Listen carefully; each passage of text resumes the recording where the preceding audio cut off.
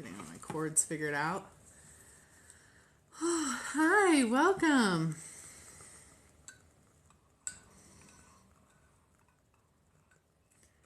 Oh, there's a lag. Oh, there we go. Hello.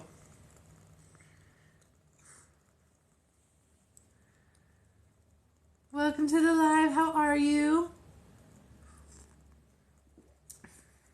Hope that the internet's doing okay. It's been kind of laggy all day. Tech has been super weird all day too. So I hope you can see me okay. Hello. Okay, cool. I think we're doing good.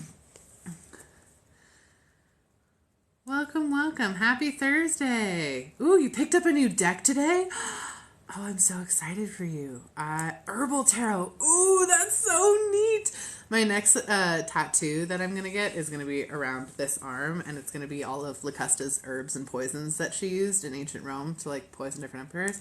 So I'm, like, super into the herbal stuff right now. Oh, that's amazing. I'm so stoked for you. That's awesome. Oh, thank you. Isn't it fun? Yeah, nice, like, cosmic diamond situation. Oh, if you want to learn to read tarot, honestly, first of all, go for it. It's not as hard as it seems, I promise. And I actually recommend you start with oracle cards. So oracle cards, both oracle cards and tarot cards are awesome resources, and like there's no one that's better than the other one. But when it comes to oracle cards, there's no rules. Each deck is entirely unique. You can use them however you'd like. You can pull them a bunch together, or you can pull them individually. So like if you want to learn how to read oracle and tarot cards, like I recommend starting with oracle and playing with it and then growing into like tarot stuff from there. That's awesome. It's my favorite. I love it. I have a very large collection. I have like 3 decks sitting right. Oh, you want to see my most recent deck? I could show you guys that. When we were in Ireland, we ended up visiting an Ogham stone, kind of on accident. It's a whole story time that I will probably do in a full YouTube later, to be totally honest. But I wanted to make sure I got some Ogham-based cards, which is the ancient Celtic divination and writing system. And so I got these guys. I know it's going to be backwards for you guys. When I was in Ireland, and this is the coolest thing about any of the decks. I don't have any other deck that has this, so I need to show you. It's so awesome. Look, the book is a hardcover. I love it so much. It's the little things. But it's like actually bound, and it's not like a paperback. I just whack myself in the face with it. It's not like a paperback. Anyway, it's super cool. So that's my most recent deck of cards. Thank you for prompting me for this tangent, by the way, because I love it. Oh, welcome. Yeah, aren't those cool? And like these are like some of the symbols from the Ogham. They're like lines, and there's different ones over here, and they like coordinate with trees. It's a very complicated ancient writing system and divination system. But I got these in Ireland, and yeah, like you can see on the back, like they're like trees. They're so cool. Anyway, besides the point. Love it. Thank you for talking about your new deck, and I got to share mine. But isn't it a cool hardcover book? It makes me so happy. It is a good reference. It's honestly a really fantastic reference. That was my whole thing, because I was not super into like wanting to just get like, oh, it's this card and it means this thing. It actually explains the whole history. It explains ways you can just use the Ogham characters themselves. It actually has a whole like tree spread you can use that like branches off of that, how to use them as sigils. Like it's a really cool reference about how to actually read the Ogham, which I appreciate, because it's hard to find that with like Elder Firthark and like the rune system. Sometimes it's hard. Like people be like, they're rune decks, and really it's just a card with a random rune on it, and you're like, what does that mean? So, yeah. O'Brien here, branches, yeah, exactly. It was really cool to go see the Ogham stone in person, because it's like, think kind of Stonehenge. It was put there by ancient peoples, but it's carved with symbols of the Ogham on it, and it was magical and amazing, and there were fairies there. It was awesome. Welcome, guys. Angel... the Ogham stone, there's actually tons of them. I think there's like 146 all over Ireland and Northern Ireland. Like, I think they're all over the place. There's a bunch of them. Well, half of the time they're just like, you're driving along and it's like on somebody's property. Like there's a bunch of sheep around it just chilling. Like the one we went to, our bus driver like pulled us over on this like tiny like back road to get to this beach, because our tour guide like knew of one there, and he's like, I gotta take you guys to this. And so it was on one of my group tours. So if you guys like want to go have experiences like this, we're going to Italy and we're going to Japan next year, and you're more than welcome to come. There's a couple spaces on both, and we would love to have you on it. They're so much fun. But beside the point. But he like pulled us over, and we all like hopped out of the car and like ran to this like random boggy sort of zone, and there was just one there, tiny little plaque like by the little fence, and that was it. No big fanfare, but it was really cool.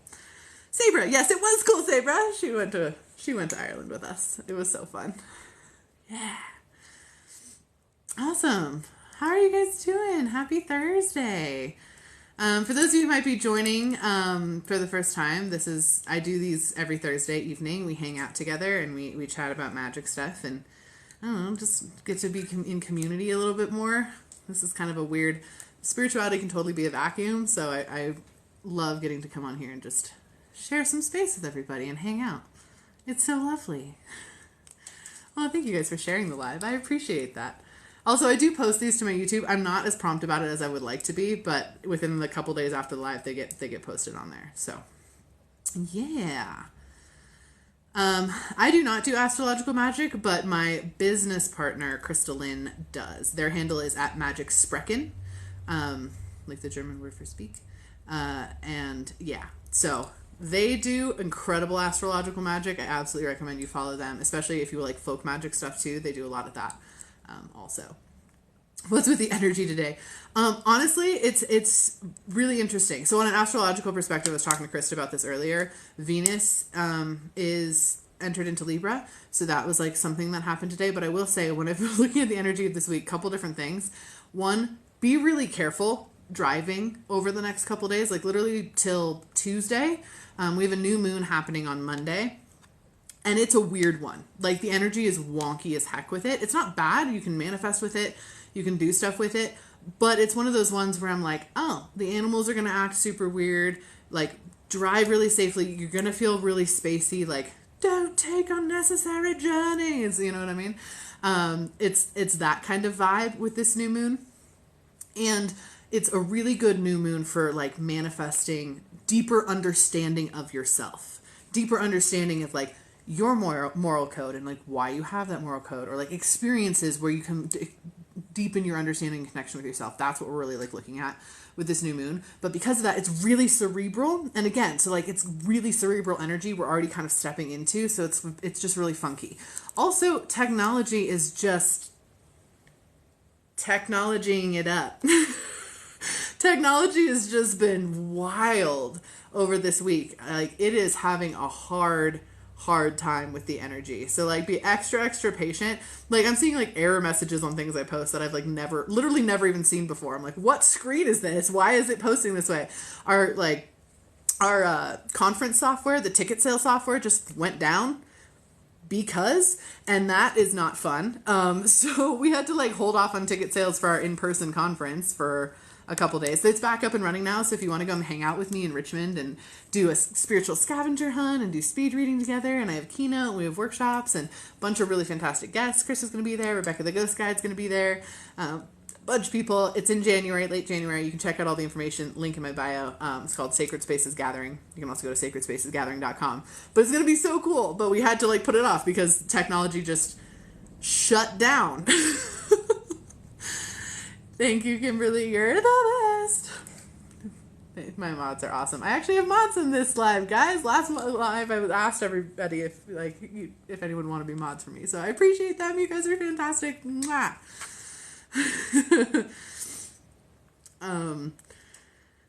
You already have your VIP ticket? Yes!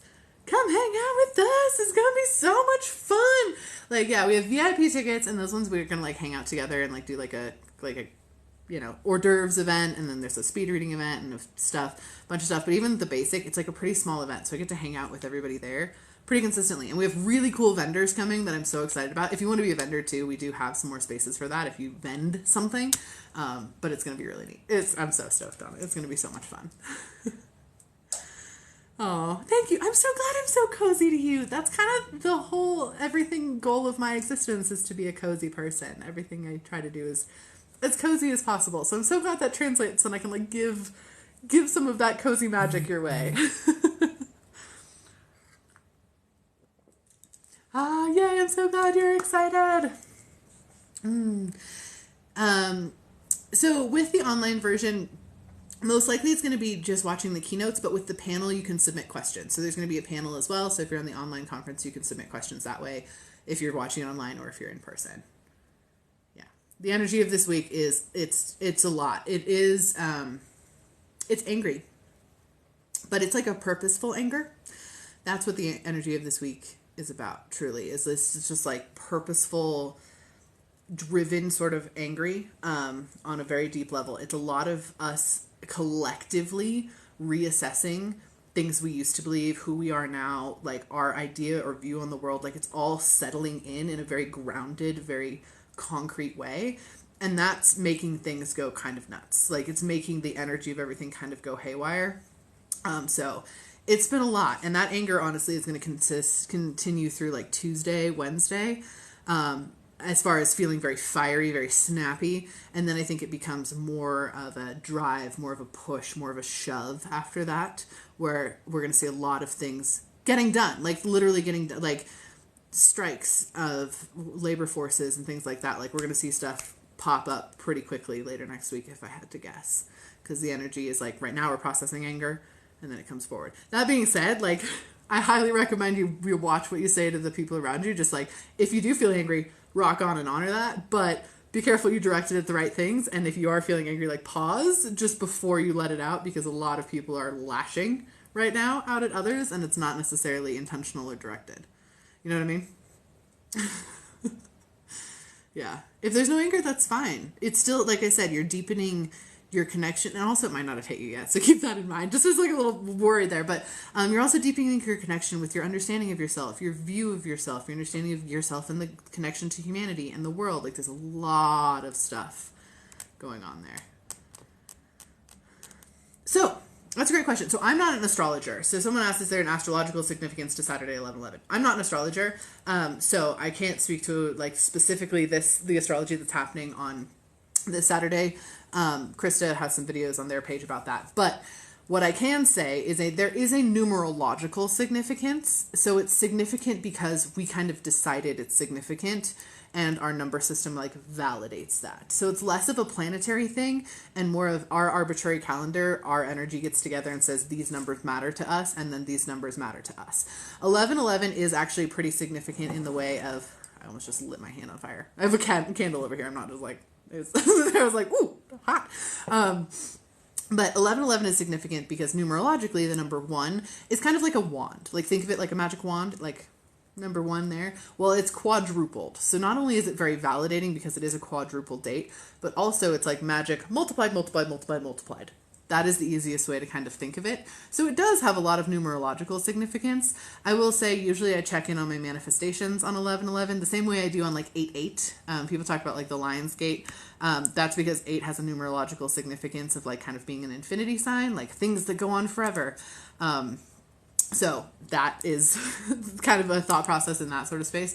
So with 11/11, because it is that repeating number, it's kind of just like a validation day. It's a day to check in your manifestations. It's actually my anniversary of my relationship. So I had a special oomph on that day that I always love. So yeah, my husband and I have been together for 9 years as of Saturday. Been together. We've been married for 3, but we've been together for 9. So kind of fun. Oh, thank you. Yeah. So for me, I'm always like, I love 11/11. It's such a good day. But also it does have like numerological significance there. Oh, thank you. Yeah. 9 years happened really quick.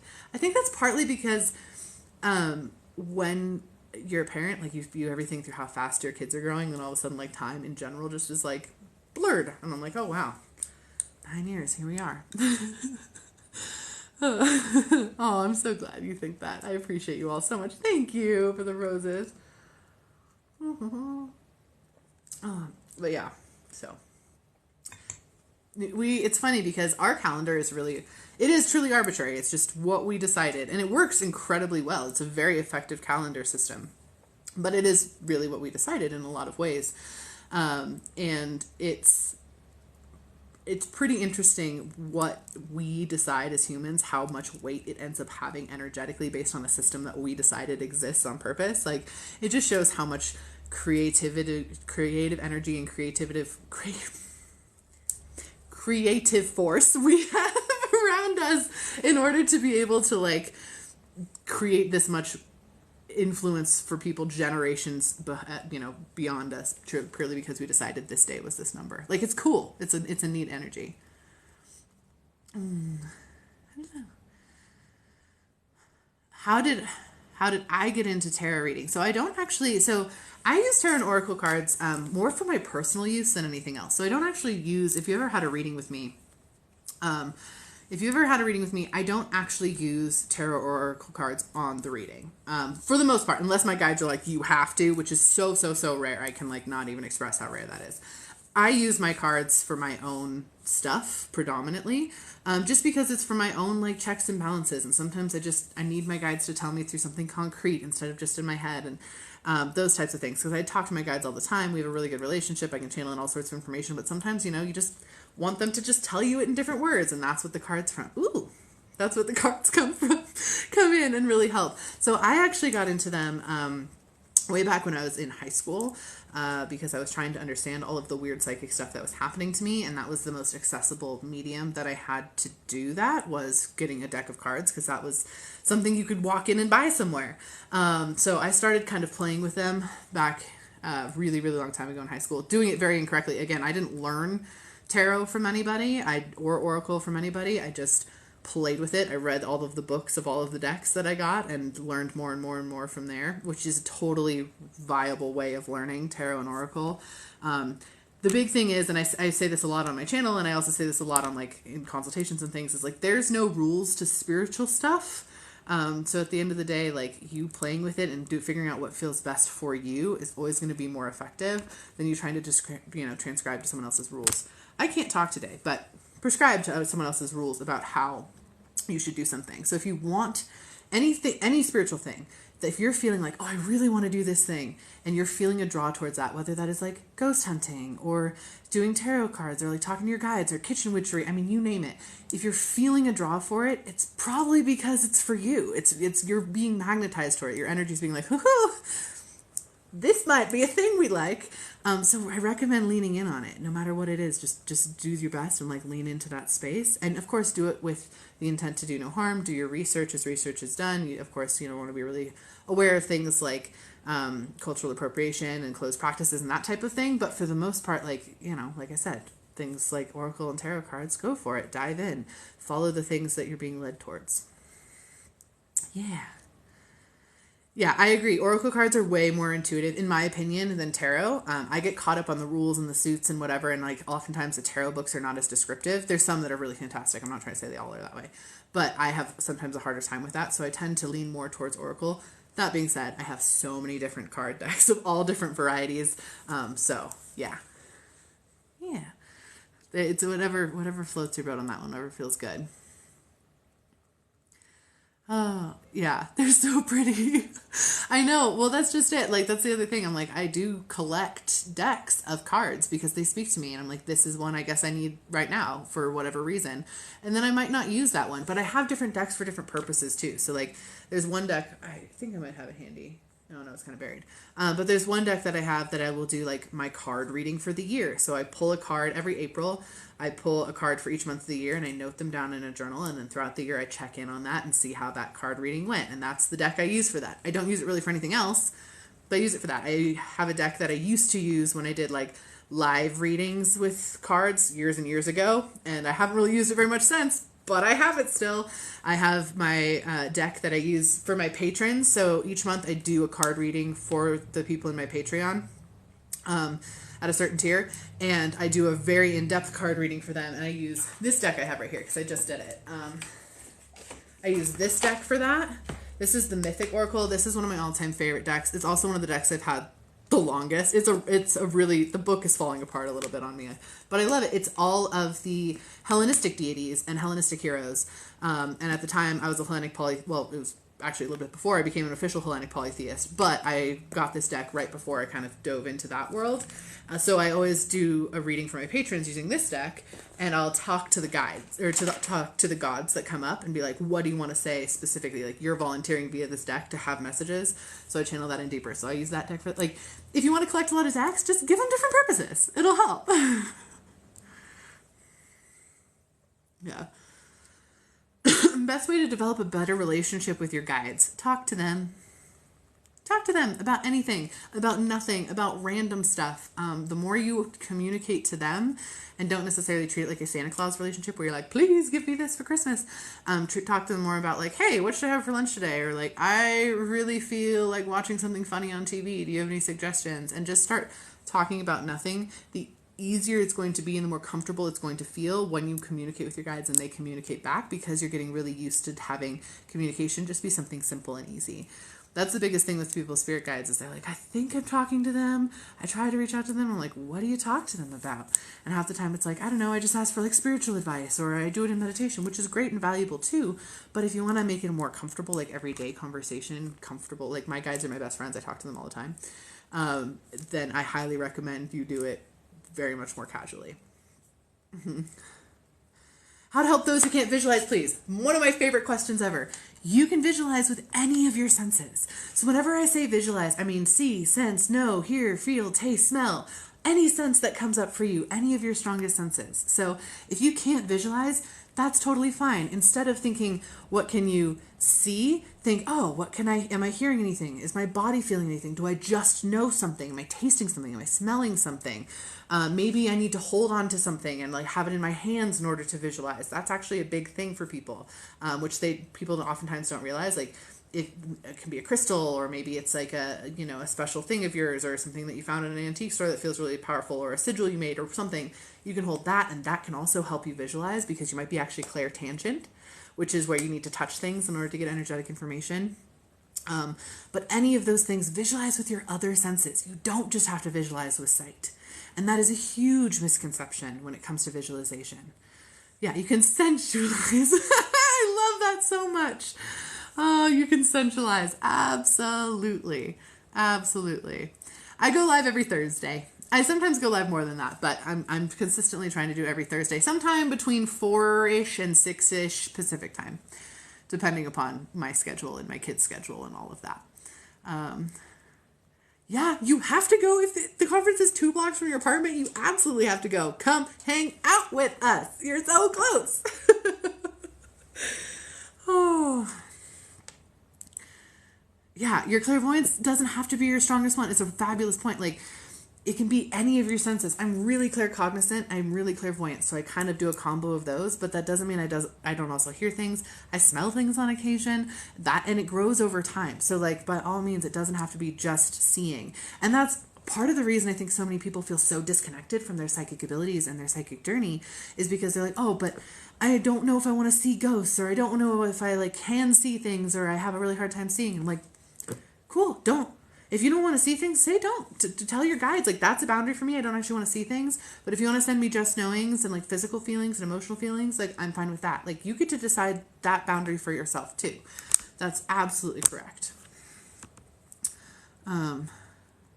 Is being afraid of what you can do frowned upon? Absolutely not. No. We're not going to frown upon the fact that you have a regular human fear about something that little you didn't understand and therefore became scary. That's okay. Like, that's totally fine. I was scared of this for a long time. When I was a senior in high school, my mom would sleep in bed with me because I was so terrified of the things that were talking to me in my room at night. I was 18 years old, and like, yeah, like, that's okay. It totally happens. Honestly, what happens is you reach a point where you're like, oh, you know what? I'm actually more powerful spiritually than anything that's going to come at me. And you start to trust in that and grow in that. And growing through that journey is perfectly fine. It can take you time. It can take you block pulling and energy work. Like, it can take you work with therapy and mental health stuff to get there. Whatever it takes to get there, you can do that. But it's okay to be scared. It's also okay to work around that fear and either be like, well, I want to do it anyway, so I'm going to try it anyway. Or even be like, I'm really scared of working with this type of thing, so I think I'm going to do this type of stuff. Like, if you have future sight stuff and you don't want to be someone who sees the future, then that's okay. Create that boundary for yourself. You don't have to be someone who sees the future. You can literally tell your guides, like, off limits, I don't want to do that, and you can work up to it later. But no, absolutely, if it's totally okay to be afraid. Absolutely. You realize from my YouTube that you're clairaudient. I thought you were just claircognizant. Oh, how cool. And the cool thing is like your clairsenses develop over time. So if anyone who doesn't know what clairsenses are, they're your energetic perception styles. Basically, they're the ways you perceive energetic information. So for example, if I'm like, I'm a medium, I talk to people who have passed. I could either see them or feel them or just know their messages or hear them or smell the baking cookies they used to make or hold something that belongs to them and get information that way. Like, it's the way you perceive energetic information. And I have a ton of info on that on my YouTube if you want to check it out. Same handle, Liker of Words, Emily Dexter. But yeah, you can figure that out. I also have a free activity in my bio if you want to check that out too, that you can totally download, totally completely free for you. Oh, what are the feathers are cool. I haven't seen that one before. That was really neat. Thank you for sending me that. But you can download that, and that activity will help you figure out what your clairsense is as well, if you want to know how you perceive energetic information. Because everybody does. Everybody does. Yeah. Good questions. Good questions. Oh, thank you. Yeah. So your abilities can go away. We can block out our abilities sometime, but you can always get them back. You can always get them back. Thank you for the roses. You can always get them back. So don't think like, oh, mine are blocked, or I used to be really good at this when I was a kid and now I can't tap anymore. I promise you can open that back up again. You can declutter your magical river, unpollute it, let that magical river flow again. There's so many ways to do that. Oh, thank you so much for all the roses. You're so sweet. But you absolutely can. Thank you. Oh, you got a title gifter. How fun is this? Can I tell if someone's blocked? So when I do readings and stuff for people, I always ask your guides and look at your energy field. Sorry, I choked in my mouth for a second. I always ask your guides and look at your energy field to be like, oh, are there any blocks that are coming up? Is there anything I can see in your space that I can address for you? And we can pull and release it and go through. So yes, I can tell when someone's blocked. Let me tell you something really honestly though. Everybody's blocked. Everybody's blocked in some way. I still have blocks. I release blocks for myself on a daily basis, at the very, very least an every other day basis. Pretty much every time I can take a shower, I'm doing block releasing. Pretty much every time I sit down at my desk, I do some block releasing. The other night I was doing it while I was sitting on the couch watching TV with my kids, just going through some blocks in my head. Like, you can do a ton of block releasing, and you will do a ton of block releasing forever. It doesn't have to be hard or complicated. I have courses on it. It's more extensive than I can teach in a live, but it's something that you can do, and you can do it in a ton of different ways. You don't have to do it the way I do it. You can do it whatever way you want to do it. And sometimes that's even done through therapy. It's done through affirmation work. It's done through energy work. But everybody has blocks around stuff, just stuff in general, and that's okay. It's part of the human condition, and that's okay. So I have a couple different methods for that. Again, I can't really teach it on a live because it's kind of in depth and involves some prep work and practice and moving between brain waves and stuff like that. But I do have some courses on it. If you want to check those out, you absolutely can. And that teaches you how to do some block. The big one, the Psychic Soul Magic course, does that. Also, I do have another course coming out, which I haven't really even talked about yet. So I'm just going to tease it here since you guys are hanging out with me. I do have another course coming out very soon, and I'm so excited about it. I'm also writing a book that goes along with this course, which will probably come out in the spring. But it's all about figuring out your secret language with the universe. Basically creating a language that the universe can use to communicate with you, and you can communicate with it in a fun and playful way. And I'm so excited about it. So anyway, I do have another course coming out very soon, which I haven't really talked in depth with. So stay tuned for that, because I'll talk more about that soon. It's so cool. I'm so excited about it. It's a method I've used forever, but I didn't really know how to put it in a words method, if that makes sense. And then my guides a couple months ago were like, this is how you put it into the words. This is the way that you teach the method. And I was like, oh my gosh, thank goodness. So we got there. Yeah. I'm calling it Harmony of Echoes. So Harmony of Echoes will be coming your way soon. I'm really excited about it. Stay tuned. Literally in the next 2 weeks. So books that I would recommend. Most of the books that I recommend are fiction. And I recommend them because that is how you energetically learn how being magic feels. That's how you wake up your energy. That's how you activate your energy. That's why I literally run a book writing program for fiction books. I was also raised in the fiction book industry. So this is something that's very near and dear to my soul, or the publishing industry in general. And so it's so important. So fiction books that I would recommend, that I've been loving recently. I love Emily Wilde's Encyclopedia of Fairies.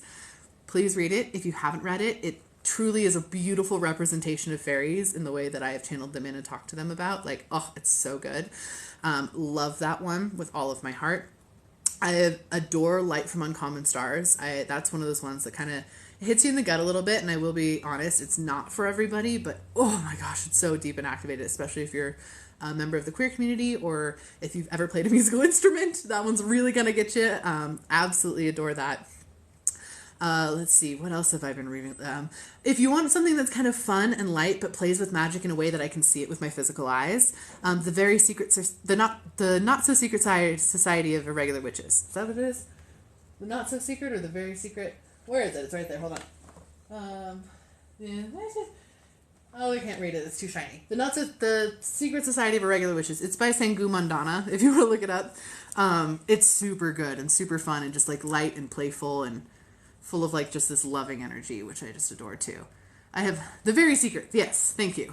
I was like, I can't decide. Is it The Very Secret or The Very Secret Society of Irregular Witches? That's what I thought. Okay. See, I was right the first time and then I second guessed myself. I have read A Wizard's Guide to Defensive Baking. It's so good. It's so cute. Oh, I love it so much. And the tone of the narrator and character is adorable, and I love it. Honors the fact that not everyone's magic has to be a big magic to be helpful, and it's just awesome, while also having commentary on the people that are forced to be heroes don't always want to be, and just because they do something heroic doesn't mean they want to be connected to something awful. So it's like really cool in that way, but done in a really cute baking sense. Another really cute one is Legends and Lattes. If you haven't read that one, oh, it's so good. By Travis Baldree. It's just, what would you do if you had to open up a coffee shop in a magical world where no one knew what coffee was? It's it going? Ooh, I love Nightfall in the Garden of Deep Time. I've never heard of that. I'm writing that down. That sounds super cool. I like that title. It's going on the list.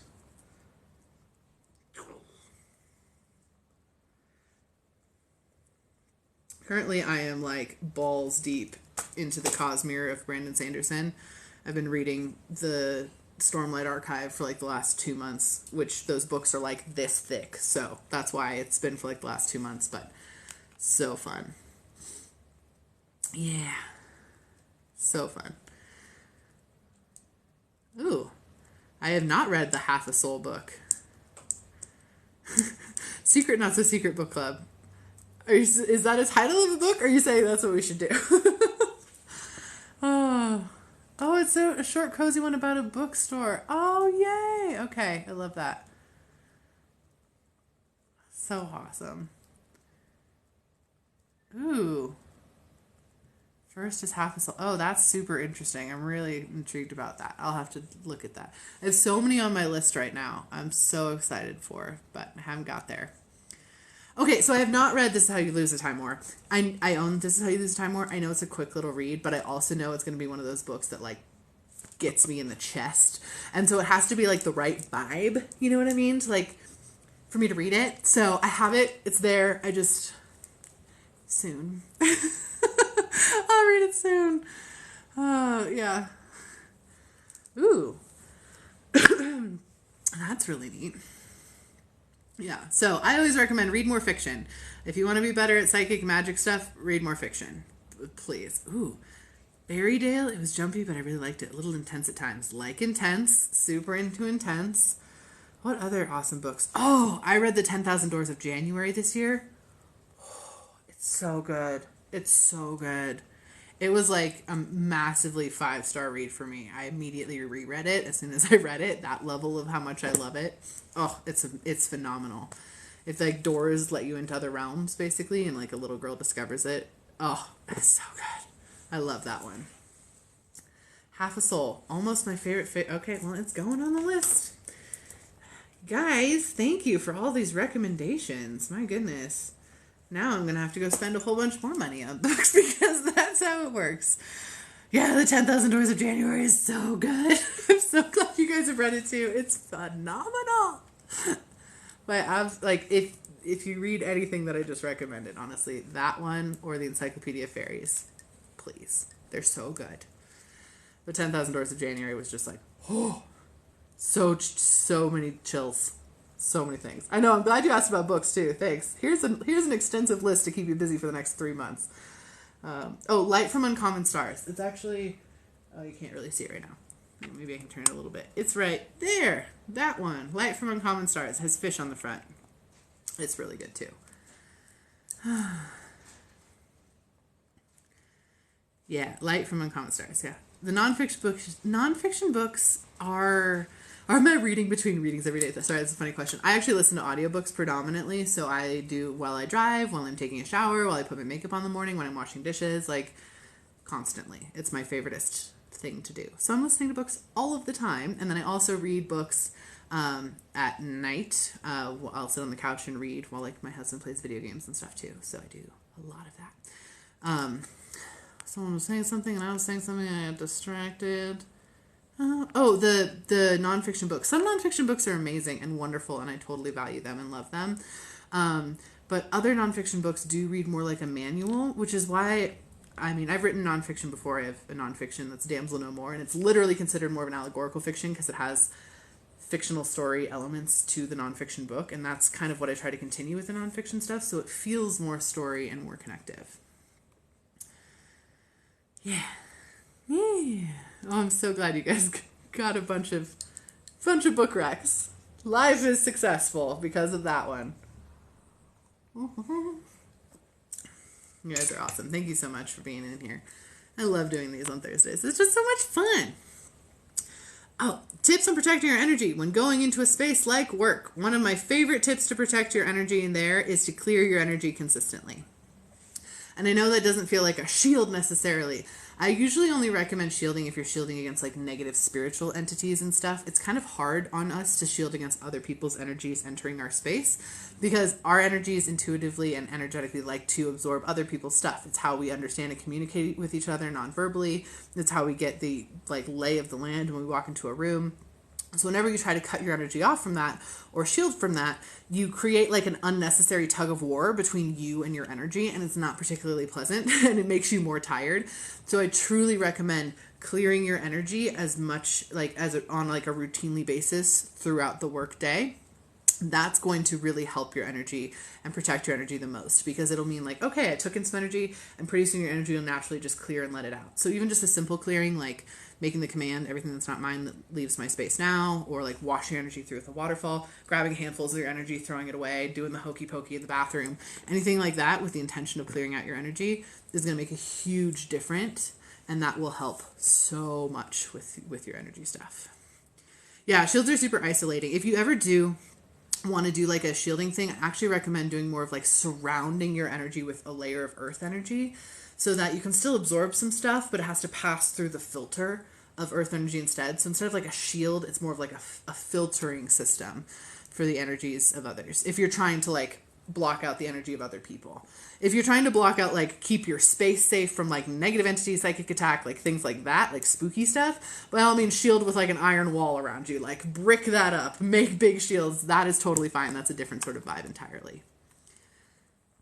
Earth energy. So like the energy of earth, right? So the earth is a big battery that we exist on. She's our battery and she sustains us. She's incredible. So for earth energy, you can literally just pull a layer of it up around you. You can visualize it being like a big boulder or a crystal point or a tree that you step inside of, like surrounding your energy with a layer of literally energy from the earth, in order for her to help you out with that. Yeah, if your ears are ringing a lot, your guides are probably trying to talk to you. I would say when your ear rings like that, if it's, not something medical, of course, but if your ear rings, pause for a second and be like, oh, what's up, guides? What are you trying to say to me? And then run through all your senses. What do you see, sense, hear, feel, know, taste, smell? Like go through all of that.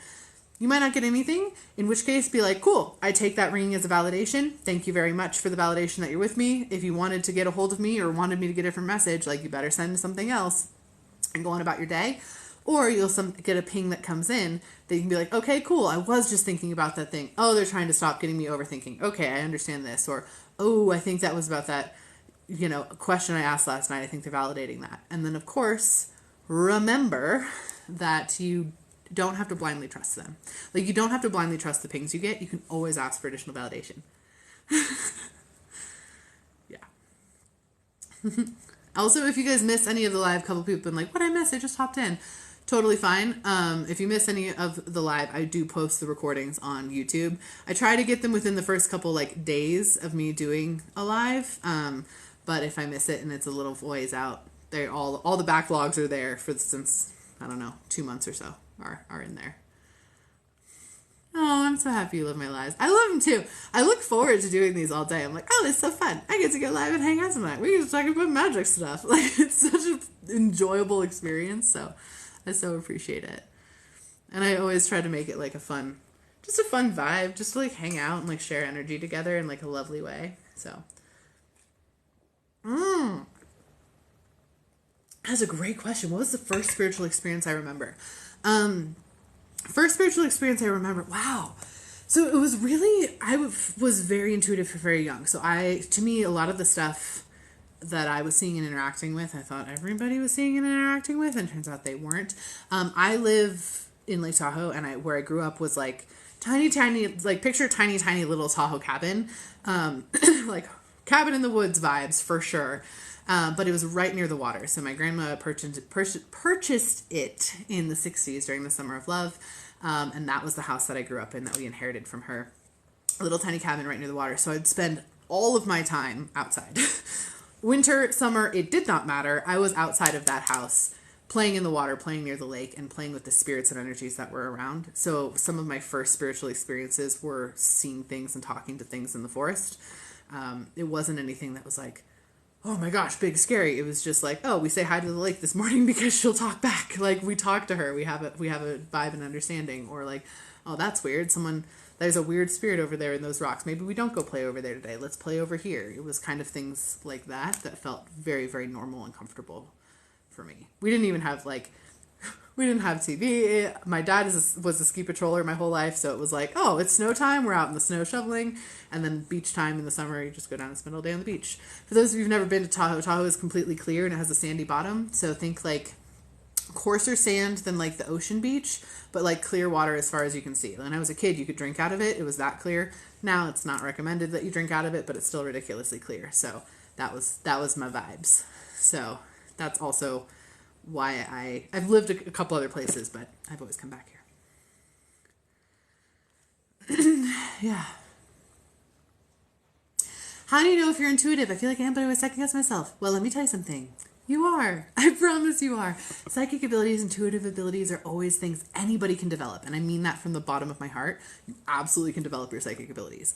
I promise, your intuitive abilities. And if, again, you feel drawn to intuition stuff, by all means, play with that, explore that. It's definitely for you. Now, if you always second guess yourself, a couple different things. Ask your guides to validate it. Before you act on anything, if you get a ping, if you get an aha, if you get something dropped in, you're like, oh, I think this was an intuitive hit. Ask for someone to validate it. Ask for your guides to validate it. Be like, hey, if this was, could you please send me some sort of validation? And you'll like look down and it'll be 11:11 hit. Or a bird's going to fly right past your face, or a little, like, the next time you turn on the radio, it's going to be, like, your favorite song. I mean, there's a million different things that they can do. And that will absolutely help with you trusting and building up that trust in yourself of, okay, like, I can actually step into this. I can grow more into this.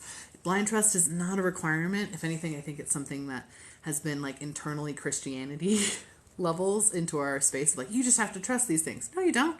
They're the magical, independent ones. They don't need to have, like, a job and worry about feeding themselves. Like, bug them. Make them do some stuff for you. Like, that's the whole point that they're supporting you. So, absolutely awesome. Oh, love from Reno. Oh, hello. You were so close. I'm actually going down there tomorrow to get my nails done. I will be in Reno promptly. Oh, I'm so glad you learned so much from me. That makes me so happy. Yeah, so on that note too, like people are like, oh, I see 11:11 or I see 4:21 or whatever. Don't get caught up on like what the specific numbers mean. Your repeating numbers usually are what your guides are going to use to get your attention more than anything else. So if you're like, I always see 1, 2, 3, what does that mean? I don't ever say, hey, it means this specific thing unless I'm channeling in for you and your guide and they say that. There's no like rule of thumb that every time you see 777, it means this exact thing. First, it's your guides just trying to get your attention. Second, go with your personal meaning. Ask them what it means, tune into that and see what they say or what validation you get from that. Just like the ear ringing thing we just talked about, same.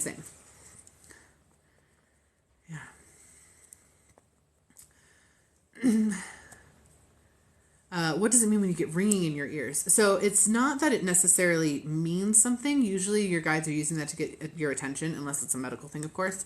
But I always take it first as like, hey, your guys are trying to get your attention. Could also mean that your clairaudience is kind of opening up and activating as well, which is your ability to hear energetic information. So there's a couple different things it can mean. It's kind of personal on that one, of like each individual person. Not like I personally don't want to share it, but more like each individual person has to define that for themselves. Yeah, make a journal page. Absolutely. Like if you want to note down whenever you get like a validation or a synchronicity or whatever, I highly recommend noting it down. I call it keeping a magical journal. And it's important. It helps you notice your patterns. It helps you understand your clair senses more deeply, all sorts of stuff. It's super helpful. I think my guide got my attention through another person today. I did a reading. Yeah, that happens a lot. A lot of times I'll be doing readings and all of a sudden my guides will be like, hello. Do you remember what you just said? Because that was also for you. Isn't that fun? And I'll be like, oh, was it now? Okay, I'll digest that later. Thank you. So I get taps like that quite a bit too. So yeah, the guides love to use other people to give us messages. So does the universe in general. Absolutely. Well, thank you. Yeah. Yeah, your guides are with you. They gotcha. Everybody has guides, I promise. I've channeled tons of people and in all sorts of different walks of life. Everyone's got guides in some capacity. Oh, you're so welcome. You're so welcome. I'm so happy to have helped with your journey. Like, thank you. It means so much to me. I've been in this industry a really long time, and this is the first time in forever, basically, where we can be this open with our spirituality and this helpful with each other and have it be this accepted. And I do not take it for granted, not even for a moment. So thank you so much. Also, someone said that they have a trouble journaling because of their ADHD. Talk out loud. Open a recording on your phone to just like, you don't even have to show your face. You can show the ceiling and just word vomit and talk that way. Have a video journal. Have a talk to text journal if that works better for you. Do it while you're on the treadmill at home or whatever, or going on a walk. You absolutely don't have to do longhand journaling or typing journaling. Any of that. All of it's very helpful. As someone who's neurospicy, I got all the tips on how to avoid things that your brain says, no, I don't want to do. Do guides get upset when I talk about them to other people? Or no. You can talk about your guides to other people. Like, unless you get like a message and your guide's like, hey, like this is just for you. This is not something you need to share. Probably because they're trying to like work you through something. But no, you can talk about them. Absolutely. I mean, as long as you feel comfortable with it, like that's what they're going for. Great question.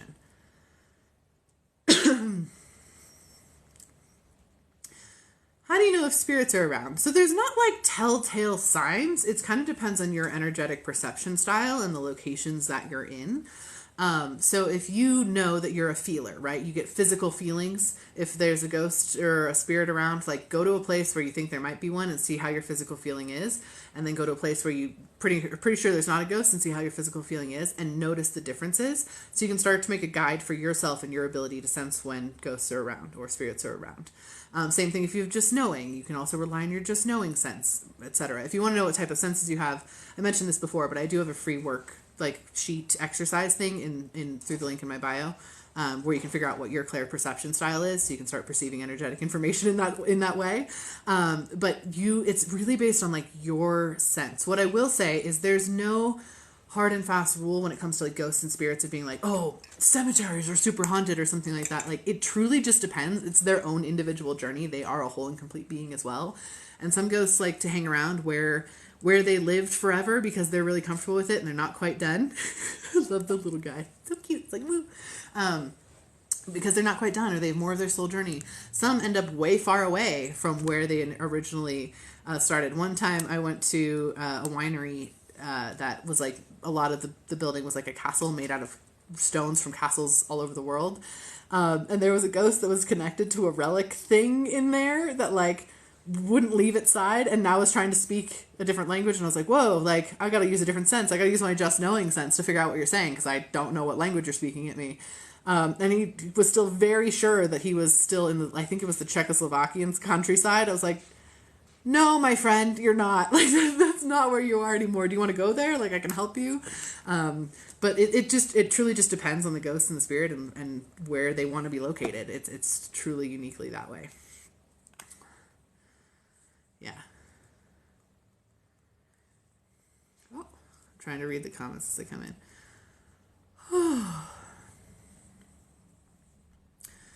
What kind of magic do I do? What is my tradition? So I don't actually do a type of magic where I consider myself like a witch, and I don't actually follow like any sort of like folk magic tradition because I'm not trained in that. I do a lot of psychic, spiritual stuff, energy work stuff, and magic that is intuitively led by me. So if I had to label my magic anything, it would probably be a form of chaos magic. Because it's not a folk tradition that's passed down. But I don't really consider myself someone who works a lot of tangible magic in a way of a tradition, if that makes sense. I do ritual stuff, but it's all very intuitively led or given to me from my guides, downloaded to me from my guides, or people who lived in the ancient past that I channel via like channeled history stuff. So like when I do the channeled history stuff, when I go to the locations of the ancient past and channel in people who used to live there and that sort of thing, I do have some rituals and stuff downloaded from them. So yeah, I would say it's more chaos magic more than anything. Yeah. Emily, the world is breaking my heart. How do I function through this? Fabulous question. First of all, remember that living, especially living in joy, is an act of rebellion in and of itself. It is an act of honoring life and being a human in and of itself. That is important. Second thing, don't forget. Do not forget or let anyone off the hook for horrible things that are happening. We are here to witness and experience this in some way for some reason. I don't know what that is. I can't presume to know what that is. I don't know what the purpose of everything is, no matter how psychic I am. I couldn't possibly know that. I'm not as big as the universe, and I am still in an incarnation in a human body. But I do know that we are here to witness things. We are here to experience things, and we're here to move through discomfort. And the best thing that I can recommend, what I have been doing, is sending as much love as I can. I have been putting my money where my mouth is and donating and protesting and all those types of things. But on an energetic sense, I have honored and told my guides and honored this, like, I'm not going to forget, period. That is what I'm here to do. I can witness and I can do the best that I can, and remember that what you can do, no matter what you can do, is not going to be too small as long as you're doing something. So, and again, remember that living is truly an act of rebellion in a big way, especially living through joy. So that is my biggest recommendations. And when in doubt, ask your guides for help.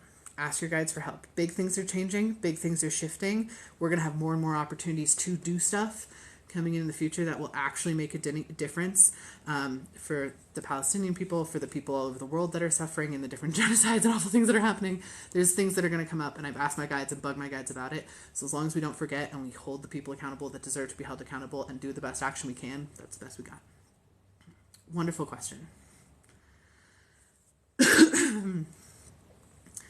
I do lives every Thursday, sometime between 4 p.m. and 6 p.m. Eastern or Pacific time, depending upon like my kids' schedule and stuff like that. Yeah. You guys are awesome. Yeah, don't channel anger at innocent people. Again, remember to hold the people accountable who deserve to be held accountable. The ones that are perpetrating the hurt. Yeah, living in joy is an act of rebellion. It truly is. Oh, no, that's not okay. No anti-Semitism at all. Like, that's no. No perpetuating harm on other people. That's not what we do. So sending that love. Oh, Aspen's in here. Hello, Aspen. Oh, I think Aspen's in here. Anyway, Aspen Bassett is one of our Forgotten Storytellers authors. She wrote a book with us, and now she's publishing that book with us. So you should totally go check out her content, because she is right now kind of crowdfunding for that book journey. And I love her book. I'm so excited to publish it. I have my own publishing company with Krista, and we publish awesome books that our Forgotten Storytellers have written. So you should go check that out and fund her journey so that we can all read her book together, because it's amazing and so high vibe. And so high vibe.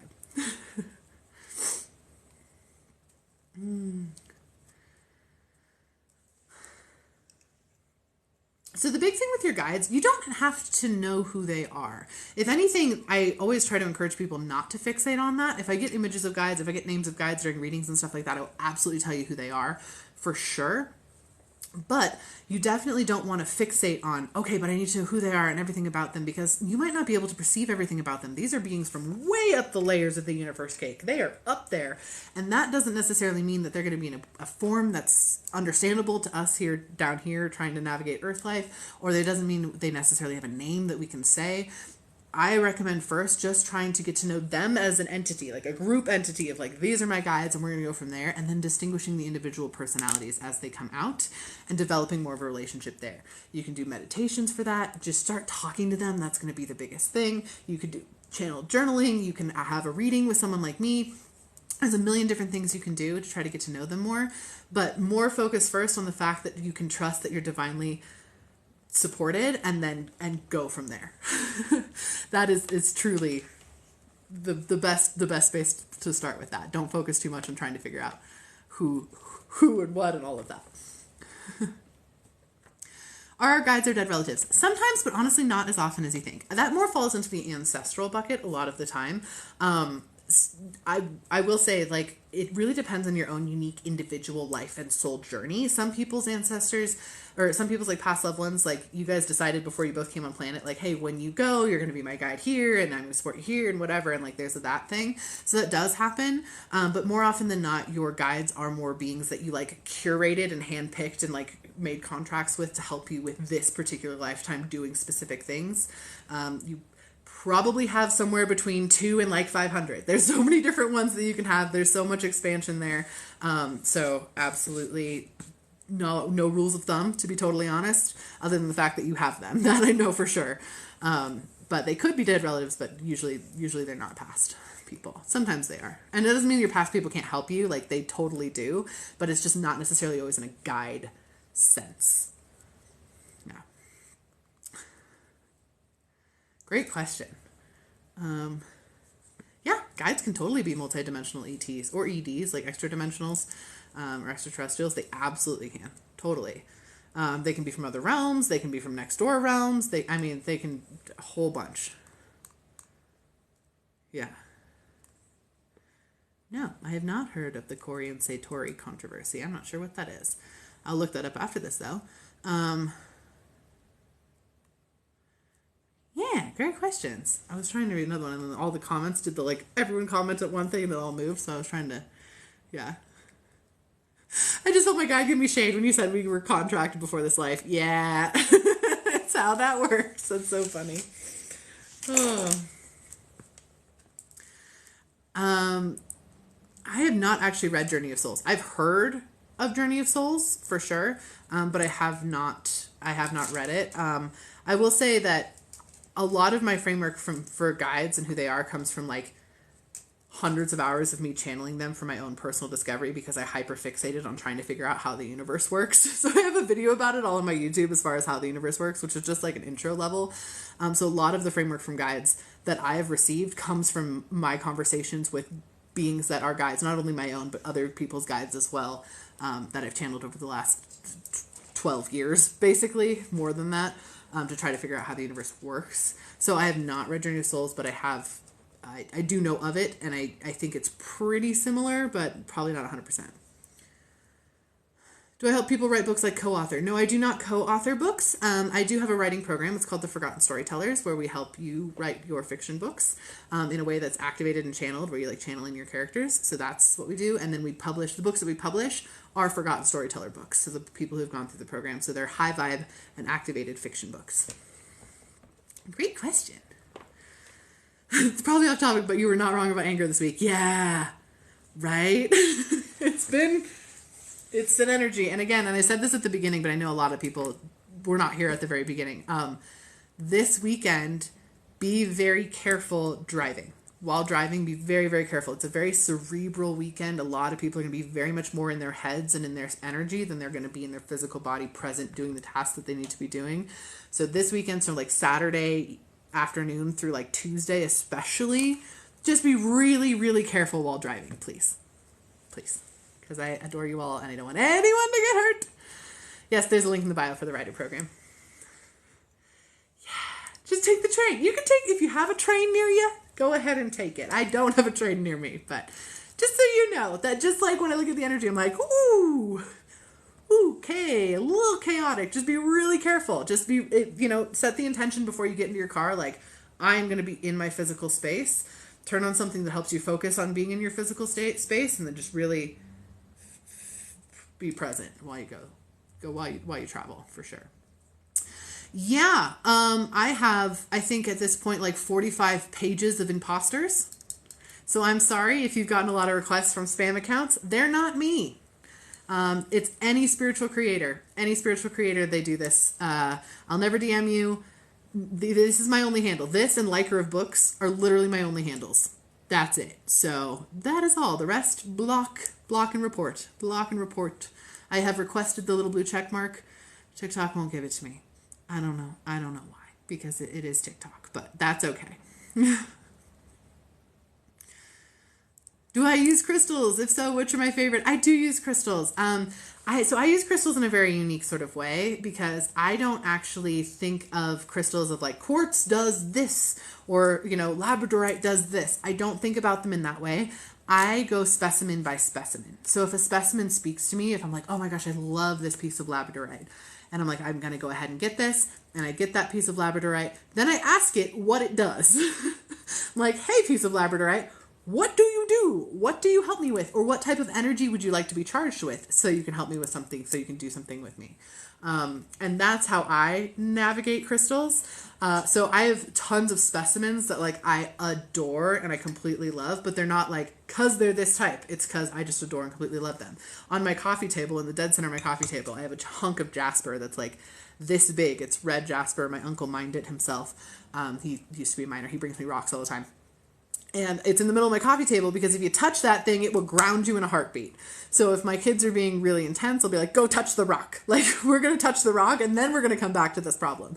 Because it's just a really grounding, it decided it was for grounding. Another stone I have for grounding right here, this is rhodochrosite. And it's not supposed to be for grounding, but this particular one is. This specimen wants to ground me, so it grounds me. I have also, this one helps with anxiety. It's a lepidolite. And I know this particular specimen helps with that. I have a different lepidolite specimen that helps with magnification of energy. This fella, like I have a ton of them. They're all over the house, but it's specimen by specimen. So I always recommend using quartz in that way. Garden quartz is one of my favorites too. I love garden quartz because it always feels whimsical. And so every time I get a specimen, it's always like, I want to be born in your sock. And I'm like, oh my gosh, I love you. Like this is such a fun little specimen. So yeah. Do I compare my collective energy readings with astrology? So the funny thing is I do my collective energy readings on my own. And then I'm on a phone call with Krista, who is a professional, like world-renowned astrologer. Their handle is Magic Sprechen. If you want to check them out, they do astrological magic, folk magic, and are literally learning dead languages so they can read more about astrology that was written back then. It's pretty phenomenal. But I will be like, hey, this is the energy that's happening this week. And they'll be like, yeah, these are what the planets that are doing it. So we do compare, but not necessarily because I want to fact check. It's more just because we're on a podcast recording session every Monday. So we end up comparing naturally on the podcast recording we do every Monday. So pretty fun. Yeah. Oh, yeah. It's called The Alchemist Inkwell. That's the name of my podcast. I would love for you to hear it. You can find it anywhere. We actually just hit some pod charts, which is pretty cool. On, I think is it Podbean or Good Pod? We are in the top 24 of the spiritual podcast this week, which is just super cool. So please come check it out. We have so much fun. So much fun. Oh, I'm so glad you love the podcast. Yeah, we have a great time. We enjoy it quite thoroughly. This most recent podcast episode we did is on creating the energy in your house, how to make the energy in your house what you want it to be. Plus we talk about magical stuff. So it's super great. You should check it out. It's on YouTube too, if you want to check that out too. Ooh, are you able to encounter anyone's guide? Is that something you turn on and off? You can always turn on and off your spiritual abilities. You can literally install a switch where you can turn them on and off, or a door that you have to have open or closed. You always have control over that. I never want anyone to feel like they have to always be on or have to always be tuning in, or if someone's random, deceased grandma in the grocery store or someone they don't even know comes in and tries to tell them something, they feel like they have to now tell some other person that thing. No, you can always turn off your abilities and turn them back on when you need them. That is super important. That's something I teach in a lot of my courses and stuff because super duper essential. Super essential. Awesome. You guys are so fantastic. Thank you so much. I really appreciate you all being here. Can fictional characters be spirit guides? Yes, they can. Absolutely they can. Everything exists in energetic reality, and characters and stuff are channeled in. I could go really, really deep into this on how this all works. I'm not going to, but they absolutely can be spirit guides. A very good question. You can watch my like how the universe works video on YouTube for more information on that one, because it's a longer, more in-depth thing. But yeah, I do have to hop off because my kids are coming home from choir literally any minute, and they're going to come flooding in and tell me all about it. So I do just want to say, like, thank you guys for being here. Again, I'm live every Thursday. I do have a new course coming out very soon. I mentioned it earlier in the live, but stay tuned for more information about that. I'm so excited about it. If you want to book a reading with me, if you want to come to my in-person conference, any information you want, podcast, whatever, free things, all in the link in my bio. Rock on. Have so much fun with that. And I do post these on YouTube later. You guys are so awesome. Thank you for being here. And thank you to my incredible mods. You guys are fantastic. Mwah. I appreciate all of you. Yay. I'll see some of you in January too. But yeah, sending you guys the love. Great live. And I will be live next week, or I'll see you before in videos. You know the deal. Okay, bye. Have a lovely night.